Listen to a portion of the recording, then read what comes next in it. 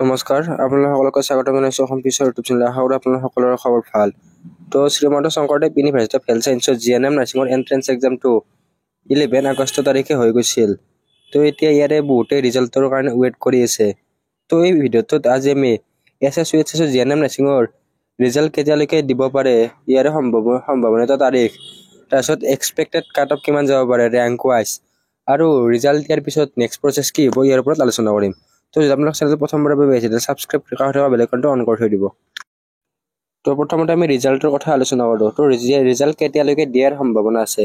তো ৰিজাল্টৰ ক্ষেত্ৰত এছ যিমানবিলাক এণ্ট্ৰেন্স এক্সাম হয়, এই সকলোবিলাক এণ্ট্ৰেন্স এক্সামৰ ৰিজাল্টবিলাক তেওঁলোকে 20ৰ পৰা 25 দিনৰ ভিতৰত ডিক্লেয়াৰ কৰি দিয়ে। তো জিএনএম নাৰ্ছিঙৰ ক্ষেত্ৰত ক'বলৈ গ'লে ইয়াৰ ৰিজাল্টটো 20ৰ পৰা 25 দিনৰ ভিতৰত দি দিব।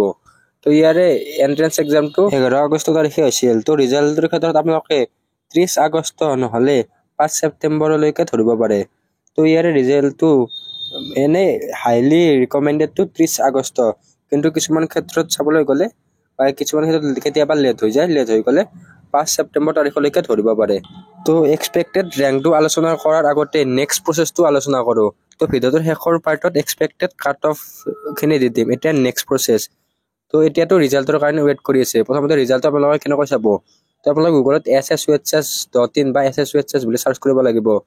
তো Srimanta Sankardev university of health ছায়েন্সৰ অফিচিয়েল ৱেবছাইটটোত যোৱাৰ পিছত তাৰ ওপৰৰ ফালে এণ্ট্ৰেন্স এক্সাম বুলি থাকিব। এণ্ট্ৰেন্স এক্সামত তাৰে 2-3 নম্বৰ মানত জিএনএম নাৰ্ছিঙৰ এপ্লিকেশ্যন ফৰ্ম থাকিব। তাতে ক্লিক কৰি লগইন অপশ্যনত ক্লিক কৰিব লাগিব। লগইন অপশ্যনত এপ্লিকেশ্যন নং আৰু পাছৱাৰ্ড দি আপোনালোকৰ লগইন কৰাৰ পিছত তাত ডাইৰেক্ট আহি যাব ৰিজাল্ট বুলি স্ক'ৰ কাৰ্ড। এতিয়ালৈকে ঘোষণা হোৱা নাই। তো ঘোষণা হ'লে সেনেকৈ আহি যাব। তো আপোনালোকে তাৰ পৰা স্ক'ৰ কাৰ্ডখন ডাউনলোড কৰি ল'ব পাৰিব।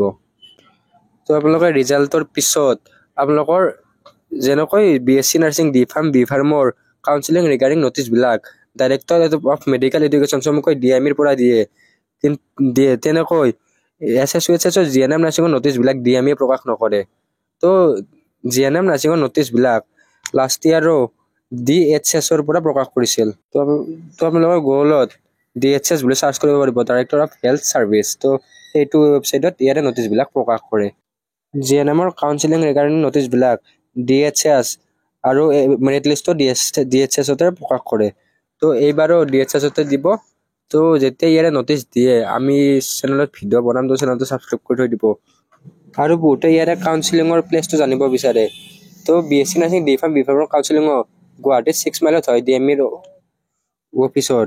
কিন্তু এই জিএনএম নাৰ্ছিং কৰ্চটোৰ কাউন্সিলিংটো 2022ত SSUHS Srimanta Sankardev university of health ছায়েন্সৰ অডিটৰিয়াম হলত দিছিল। তো এইবাৰো ইয়াৰে কাউন্সিলিং ৰিগাৰ্ডিং নটিছখনত ইয়াৰে কথা মেনশ্যন থাকিব। এইবিলাক কথা আমি কাউন্সিলিঙৰ নটিছ দিলে তাত আলোচনা কৰিম। তো এতিয়া এক্সপেক্টেড কাট অফ কিমান যাব পাৰে সেইটো আলোচনা কৰোঁ। তো যদি আপোনালোকে প্ৰাইভেট কলেজত জিএনএম নাৰ্ছিং পঢ়িব বিচাৰে তেনেহ'লে নেপেজ গ্ৰুপ অফ ইনষ্টিটিউটখনত ইয়াতে এডমিশ্যন ল'ব পাৰে।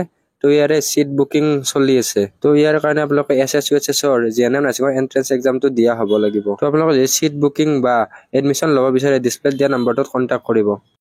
তো ইয়াতে এডমিশ্যন ফিজ 70,000 টকা, আৰু আপোনালোকে ইয়াতে টিউশ্যন ফিজ 40,000 টকাকৈ দিব লাগিব। 4 বাৰ দিব পাৰিব বছৰত। তো আৰু ইয়াতে ইনক্লুডিং হোষ্টেল টোটেল ফিজ হ'ব 3 বছৰত 5,45,000 টকা। এইটো উইথ হোষ্টেল। তো এইখিনি ফিজত আপোনালোকে হোষ্টেলো পাই যাব। তো এডমিশ্যন ল'ব খুজিলে ডিছপ্লেত দিয়া নম্বৰটোত কণ্টেক্ট কৰিব। তো এতিয়া এক্সপেক্টেড কাট অফ কিমান যাব পাৰে? তো এই কাট অফটো অসম পিছৰৰ ফালৰ পৰা দিয়া হয়। তো আমি প্ৰথমতে আনৰিজাৰ্ভ কেটেগৰীৰ কাৰণে চাম। তো ৰেংক ৱাইজ আলোচনা কৰিম। আনৰিজাৰ্ভ কেটেগৰীৰ ক্ষেত্ৰত ইয়াৰে এক্সপেক্টেড কাট অফ, আৰু এই কাট অফখিনি অভাৰঅল হয়, ফাৰ্ষ্ট কাউন্সিলিঙৰ কাৰণে নহয়, মানে যিমানটা কাউন্সিলিং হয় অভাৰঅল। তো আনৰিজাৰ্ভৰ কাৰণে হৈছে 550 ৰেংকৰ পৰা 550 ৰেংকৰ পৰা 600 ৰেংকলৈকে ধৰিব পাৰে। তো নেক্সট EWS। তো EWSৰ ক্ষেত্ৰত 750, এইখিনি লাষ্ট। তাৰপিছত OBCৰ ক্ষেত্ৰত 1000 ৰেংকলৈকে ধৰিব পাৰে। তো এইখিনি আনৰিজাৰ্ভ EWS আৰু OBCৰ কাৰণে। বাকী SCৰ কাৰণে হ'ব এইটো আপোনালোকে 1500 ধৰিব পাৰে। SCৰ পিছত আহি গ'ল ST প্লেন। তো ST প্লেনৰ ক্ষেত্ৰত আপোনালোকে 1700লৈকে ধৰিব পাৰে। তো নেক্সট আহি গ'ল ST হিলছ। তো ST হিলছৰ ক্ষেত্ৰত আপোনালোকে 2000 ৰেংকলৈকে ST হিলছৰ ক্ষেত্ৰত আপোনালোকে 2000 ৰেংকলৈকে ধৰিব পাৰে। তো এইখিনি আছিল এক্সপেক্টেড কাট অফ। এইখিনি কাট অফ আপোনালোকে সম্ভাৱনা ধৰিব পাৰে। যদি কাট অফ হাই বা এনেকুৱা ক্ষেত্ৰত কিছুমান হয় তেনেহ'লে ভিডিঅ' বনাই দি দিম। তো এই ভিডিঅ'টোত এইখিনি আছিল। আশা কৰোঁ আপোনালোকে ভিডিঅ'টো ভাল পালে। যদি চেনেলটো প্ৰথমবাৰৰ বাবে আহিছে তেন্তে ছাবস্ক্ৰাইব কৰি কাষত থকা বেল আইকনটো অন কৰি থৈ দিব। ধন্যবাদ।